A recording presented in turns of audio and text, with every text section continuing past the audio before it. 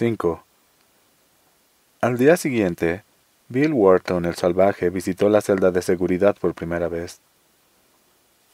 Pasó la mañana y la tarde tan tranquilo y silencioso como un cordero. Un estado que, según descubriríamos después, no era natural en él, y significaba que se avecinaban problemas. Luego, aproximadamente a las 7:30 de la tarde, Harry Terwilliger sintió algo húmedo y caliente en el uniforme que se había puesto limpio ese mismo día. Era orina.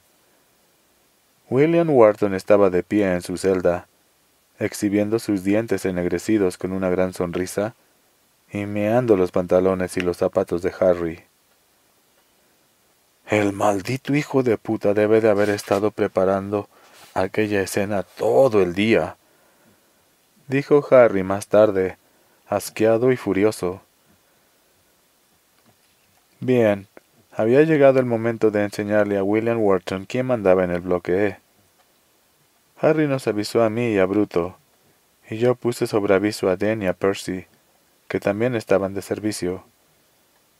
Recuerden que entonces teníamos 3 prisioneros, y eso significaba ocupación plena. Mis hombres estaban de guardia de 7 de la tarde a 3 de la madrugada. El momento más propicio para los problemas. Y otros 2 grupos se turnaban durante el resto del día. Aquellos grupos estaban formados en su mayor parte por guardias temporeros, al mando de los cuales solía estar Bill Dodge. No era un mal sistema, y yo tenía la impresión de que en cuanto pudiera pasar a Percy al turno de día, las cosas irían aún mejor. Sin embargo, nunca conseguí hacerlo. A veces me pregunto si eso hubiera cambiado algo. Había un depósito de agua en el almacén, al otro lado de la freidora, y Dean y Percy le acoplaron una manguera de incendios de lona. Luego se quejaron junto a la válvula para abrirla, en caso de que fuese necesario. Bruto y yo fuimos rápidamente a la celda de Wharton, donde éste seguía de pie, sonriente y con la polla colgando fuera del pantalón. La noche anterior, antes de marcharme, yo había sacado la camisa de fuerza de la celda de seguridad y la había arrojado sobre un estante de mi despacho, pensando que podríamos necesitarla para nuestro nuevo inquilino. Ahora la llevaba en una mano, con el dedo índice enganchado debajo de uno de los tirantes. Harry nos seguía, tirando de la boquilla de la manguera que cruzaba mi oficina. Bajaba los peldaños del almacén y se remontaba hasta el tambor cilíndrico de donde Dean y Percy la desenrollaban con la mayor rapidez posible. «¿Qué? ¿Les ha gustado?», preguntó el salvaje Bill. Reía como un niño en carnaval, tan alto que casi no podía hablar, y unas lágrimas enormes se deslizaban por sus mejillas. Supongo que sí, ya que se han dado tanta prisa en venir. Estoy cocinando unas boñigas como acompañamiento, bonitas y blandas. Mañana se las enviaré. Al ver que yo abría la puerta de su celda, entrecerró los ojos. Entonces advirtió que Bruto tenía el revólver en una mano y la porra en la otra. «Es probable que entren aquí por su propio pie», dijo. «Pero Billy the Kid les asegura que saldrán en camilla». Sus ojos se posaron en mí. «Y si piensa que va a ponerme esa camisa para locos, le espera una buena, viejo estúpido». «Tú no das las órdenes aquí», repliqué. «Ya deberías saberlo. Pero supongo que eres demasiado idiota para aprenderlo sin que te lo enseñen». Terminé de abrir los cerrojos y empujé la puerta. Wharton retrocedió hasta el camastro con la polla colgando fuera de los pantalones. Extendió las manos con las palmas hacia arriba y me llamó con los dedos. «Ven aquí, mamón», dijo. «Si quieres jugaremos al colegio, pero este chico es lo bastante grande para ser la maestra. Volvió la mirada y la negra sonrisa hacia Brutal. Ven, grandulón, esta vez no podrás tomarme por la espalda. Deja esa pistola, que de todos modos no vas a usar, y enfrentémonos cuerpo a cuerpo. Veamos quién es mejor. Brutal entró en la celda, pero no se acercó a Wharton. Una vez al otro lado de la puerta, torció a la izquierda, y Wharton abrió desmesuradamente los ojos al ver la manguera apuntando hacia él. «No lo harás», dijo. «¡No!» «Dean», grité, «abre a tope». Wharton saltó hacia adelante, y Brutal asestó un golpe con la porra. Un buen golpe en la frente, justo encima de las cejas. Estoy seguro de que Percy soñaba cómo dar uno igual. Wharton, que parecía pensar que nunca habíamos tenido problemas antes de conocerlo, cayó de rodillas, con los ojos abiertos pero ciegos. Entonces comenzó a salir el agua. Harry se tambaleó ante su fuerza, pero enseguida recuperó el equilibrio. Sostenía la boquilla firmemente entre las manos, apuntando como si la manguera fuese un arma. El chorro hirió directamente en el pecho de Wharton. Lo hizo girar y lo empujó debajo del camastro. En el otro extremo del pasillo, Delacroix saltaba, reía con nerviosismo y gritaba a Coffey, exigiéndole que le contara qué ocurría. ¿Quién ganaba? Y si al nuevo Granville le gustaba el tratamiento de agua. John no dijo nada. Permaneció allí quieto, vestido, con sus calzoncillos y las zapatillas de la prisión. Apenas si lo miré, pero bastó para ver la expresión de siempre en su cara, triste y serena al mismo tiempo. Era como si hubiera visto aquello antes, no una vez o dos, sino miles. «¡Cierren el agua!», gritó Brutal por encima del hombro, y corrió hacia Wharton. Tomó al chico por las axilas y lo sacó por debajo de la cama. Wharton, semi-inconsciente, tosía y emitía sonidos ahogados. Un hilo de sangre caía en sus ojos desde la frente, donde la porra de Brutal había abierto. Había abierto la piel en una línea vertical. Para Brutal y para mí, poner la camisa de fuerza era una especie de ciencia. Habíamos practicado la técnica como un par de coristas que ensayaban un nuevo número, y de vez en cuando la práctica daba sus frutos, como en aquella ocasión. Brutal sentó a Wharton y le sostuvo los brazos igual que un niño que sostiene los brazos de una muñeca de trapo. La conciencia comenzaba a regresar a los ojos de Wharton, como si éste supiera que si no se resistía, entonces ya no podría hacerlo. Pero la comunicación entre su cerebro y sus músculos seguía interrumpida, y antes de que pudiera restablecerla, yo le pasé la camisa por los brazos, y Brutal abrochó las presillas en la espalda.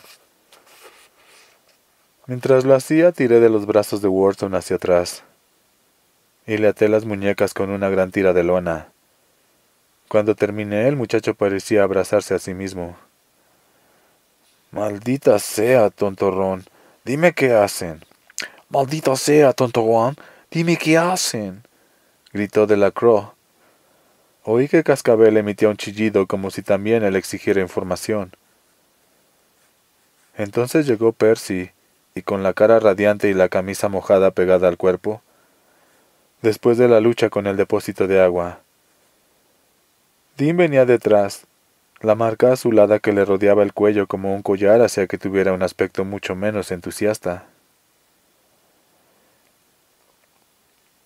Entonces llegó Percy, con la cara radiante y la camilla mojada pegada al cuerpo después de la lucha con el depósito de agua. Dean venía detrás. La marca azulada que le rodeaba el cuello como un collar hacía que tuviera un aspecto mucho menos entusiasta. «Vamos, salvaje Bill», dije, levantando a Wharton. «Ahora vamos a andar, pasito a pasito». «No me llame así», chilló Wharton. Creo que por primera vez vimos sus auténticos sentimientos y no las técnicas de camuflaje de un animal astuto. El salvaje Bill Hickok nunca fue un héroe. Nunca combatió ni empuñó un cuchillo. No era más que un guerrillero de los confederados. El muy imbécil se sentó de espaldas a la puerta y se dejó matar por un borracho. «Caramba, el chico está dándonos una lección de historia», exclamó Brutal.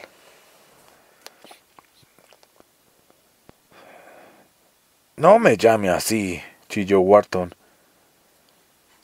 Creo que por primera vez vimos sus auténticos sentimientos y no las técnicas de camuflaje de un animal astuto. El salvaje Bill Hickok nunca fue un héroe. Nunca combatió ni empuñó un cuchillo. No era más que un guerrillero de los confederados. El muy imbécil se sentó de espaldas a la puerta y se dejó matar por un borracho. «Caramba, el chico está dándonos una lección de historia», exclamó Brutal, mientras empujaba a Wharton fuera de la celda. «Uno nunca sabe con qué va a encontrarse cuando ficha en este sitio. Pero con tanta gente agradable como tú, supongo que es lógico, ¿verdad? ¿Sabes una cosa? Muy pronto tú también serás historia, salvaje Bill. Mientras tanto camina. Tenemos una habitación especial para ti. Una habitación para que te relajes». Wharton soltó un grito furioso, incoherente, y se arrojó contra Brutal, aunque estaba perfectamente embutido dentro de la camisa de fuerza y tenía las manos detrás. Percy hizo ademán de desenfundar la porra. La solución Wetmore para todos los problemas de la vida. Pero Dean le tomó la muñeca. Percy lo miró con una mezcla de perplejidad e indignación, como si quisiera decir que después de lo que Wharton le había hecho, era la última persona en el mundo que debía detenerlo. Brutal empujó a Wharton hacia atrás. Yo lo atajé y lo empujé hacia Harry, que a su vez lo empujó por el pasillo de la muerte. Más allá del atónito de Lacroix y el imperturbable Cogy, Wharton corrió para evitar caer de bruces, maldiciendo todo el tiempo, escupiendo juramentos como un soldador escupe chispas. Lo metimos en la última celda de la derecha, mientras Dean, Harry y Percy, que por una vez no se quejaba del exceso de trabajo, sacaban todos los trastos de la celda de seguridad. Entretanto, mantuve una breve conversación con Wharton. «Te crees duro», dije, «y quizá lo seas, pero aquí la dureza no cuenta. Tus días de estampidas han terminado. Si facilitas las cosas, nosotros te las facilitaremos a ti. Si nos creas problemas, morirás de todos modos. Pero te aseguro que antes te meteremos en cintura». «Se alegrarán de verme morir», dijo Wharton con voz ronca. Luchaba por quitarse la camisa de fuerza, aunque sabía perfectamente que no lo conseguiría, y tenía la cara roja como un tomate. «Pero antes de irme, les haré la vida imposible». Me mostró los dientes como un mono furioso. «Si lo que quieres es hacernos la vida imposible, ya puedes dejarlo, porque lo has conseguido», dijo Brutal. «Pero ten en cuenta que no nos importa si pasas todo el tiempo que te toque estar en el pasillo de la muerte, en la celda de las paredes acolchadas. Llevarás esa camisa de fuerza hasta que los brazos se te cangrenen por falta de circulación y se te caigan». Hizo una pausa y agregó: «Nadie visita esta celda, ¿sabes? Y si crees que a alguien le importa lo que pueda pasarte, te equivocas. Para el mundo tú ya eres un criminal muerto». Wharton miró a Brutal con atención, y la furia comenzó a desvanecerse de su cara. «Quítame esto», dijo con voz conciliadora, una voz demasiado cuerda y serena para fiarse de ella. «Me portaré bien, de veras». Harry apareció en la puerta de la celda. El pasillo parecía un mercadillo de objetos de segunda mano, pero habíamos conseguido organizarlo todo con bastante rapidez. Lo habíamos hecho antes, de modo que teníamos práctica. «Todo listo», dijo Harry. Brutal tomó el bulto cubierto de lona que correspondía al codo derecho de Wharton y lo levantó. «Vamos, salvaje Bill, e intenta mirar las cosas desde el punto de vista positivo. Tendrás al menos 24 horas para recordar que no debes sentarte de espaldas a la puerta y fiarte de una mano de ases y ochos». «Quítame esto», dijo Wharton. Miró primero a Brutal, luego a Harry, y por fin a mí. Su cara volvía a ponerse roja. «Me portaré bien. He aprendido la lección. ¡Ay!». De repente cayó al suelo, la mitad dentro de la celda y la otra mitad en el pasillo. Pataleaba y movía el cuerpo espasmódicamente. «¡Demonios! Le ha dado un ataque», murmuró Percy. «Tan cierto como que mi hermana es la reina de Babilonia», dijo Brutal.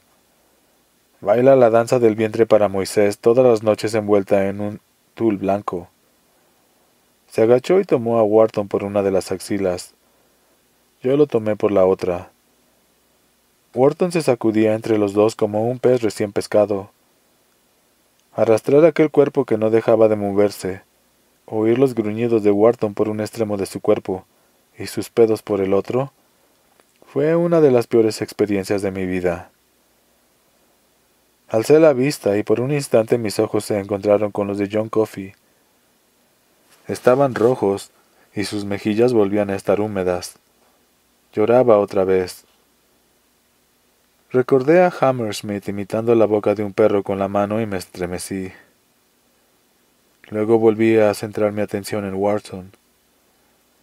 Lo arrojamos dentro de la celda de seguridad como si fuera un fardo, y observamos cómo se sacudía en el suelo, cerca de la rejilla que una vez habíamos inspeccionado buscando al ratón que había comenzado su vida entre nosotros, con el nombre de Willy, el del barco de vapor, Steamboat Willie.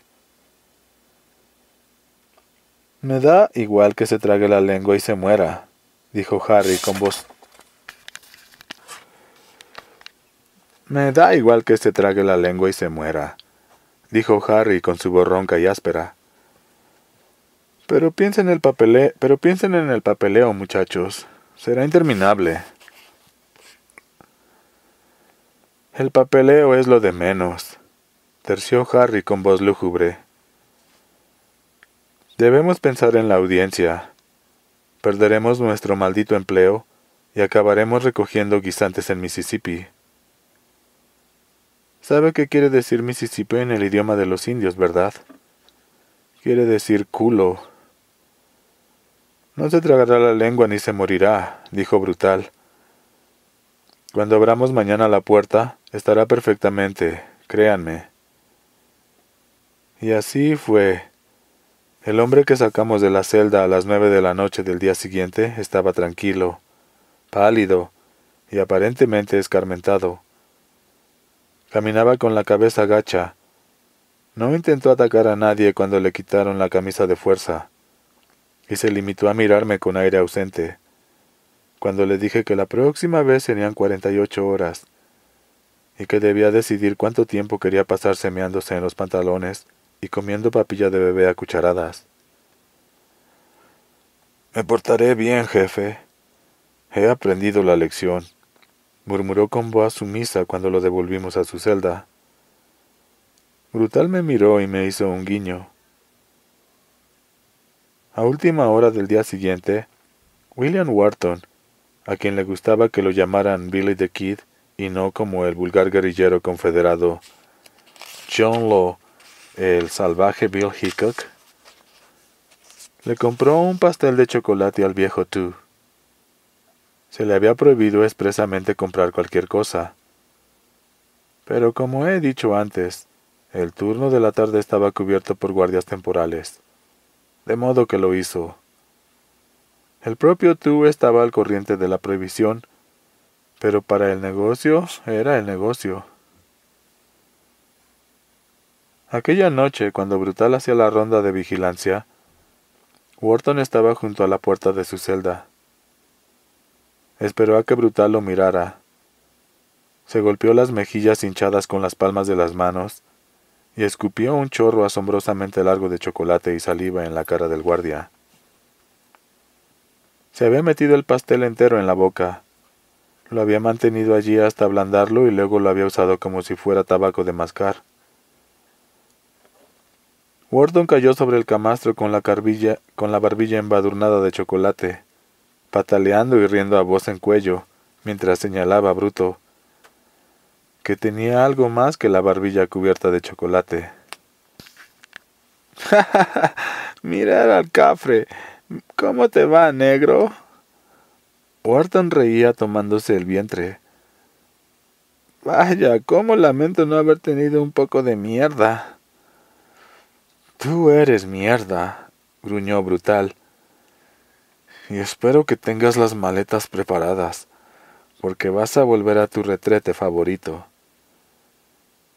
Una vez más le pusieron la camisa de fuerza y fue a parar a la celda de paredes acolchadas. En esta ocasión por 2 días. A veces lo oíamos maldecir, otras prometer que se portaría bien, que había aprendido la lección, y de vez en cuando gritaba que se moría y que necesitaba un médico, pero la mayor parte del tiempo permanecía callado.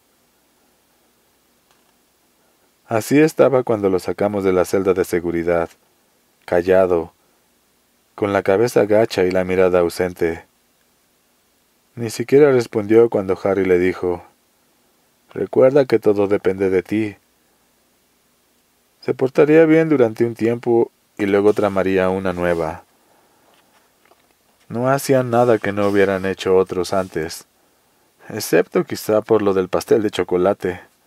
Hasta Brutal tuvo que admitir que había sido bastante original. Pero su persistencia resultaba aterradora.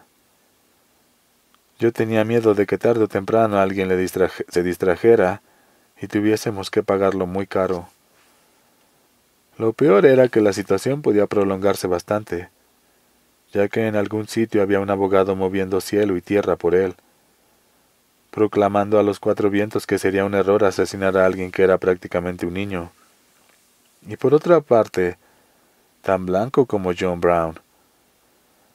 No tenía sentido quejarse. Al fin y al cabo, el trabajo de su abogado consistía en intentar que Wharton no se sentara en la silla eléctrica. Sin embargo, el nuestro era mantenerlo entre rejas.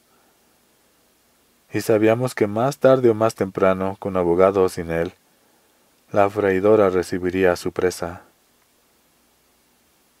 6.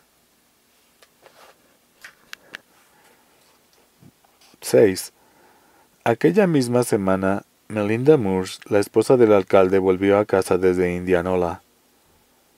Los médicos habían acabado con ella. Tomaron interesantes y flamantes fotografías de su tumor cerebral. Reunieron información sobre la debilidad de su mano derecha y los dolores paralizantes que la torturaban casi todo el tiempo, y acabaron con ella. Entregaron a su esposo un montón de cápsulas de morfina y enviaron a Melinda a morir a casa. Hal Moores había acumulado varios días de permiso por enfermedad.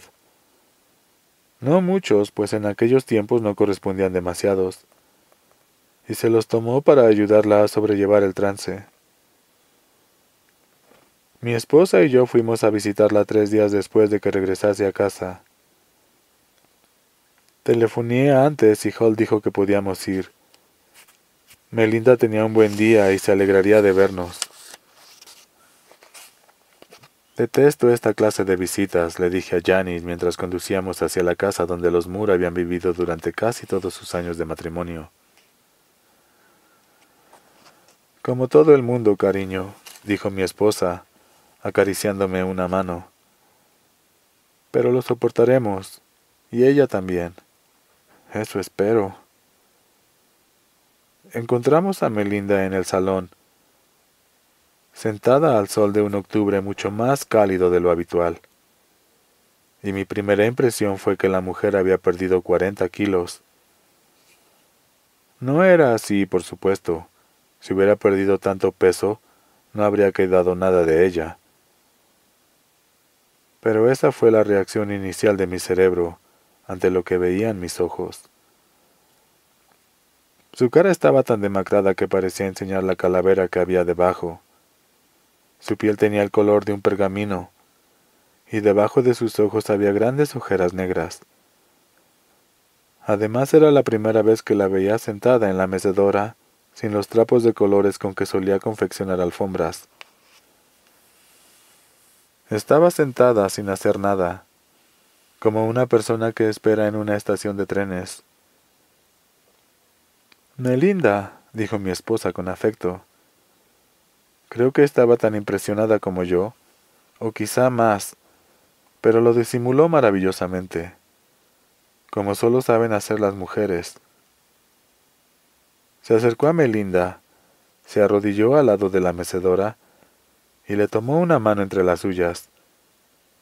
Entretanto, mis ojos se posaron casualmente en la alfombra azul que estaba junto a la chimenea, y pensé que debería haber sido verde como las limas viejas, pues aquella habitación se había convertido en otra versión del pasillo de la muerte.